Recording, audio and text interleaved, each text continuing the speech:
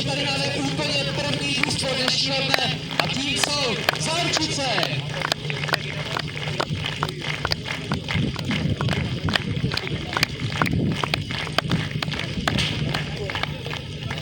A Záručice už máme na dráze, že si koukneme na to, jak to základ vidíme, že to všichni jsou ve vodě, srdce jsou spojený a vede jdeme, tak to zanechá spomenu, počkaří na svým místě, rozdělené čištěky a uvidíme, kdo z toho rozpůjček.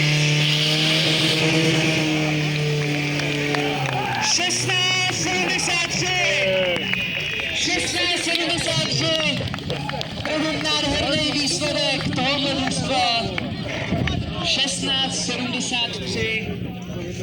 A já si myslím, že tu soutěž jsme začali opravdu hodně hezky. 1673, mimochodem čtvrtý nejrychlejší čas v historii téhleté dráhy. Takže je vidět, že ta dráha tyhle časy umožňuje opravdu hodně slušný výsledek. Na pravý terči dokonce svítí 16,57.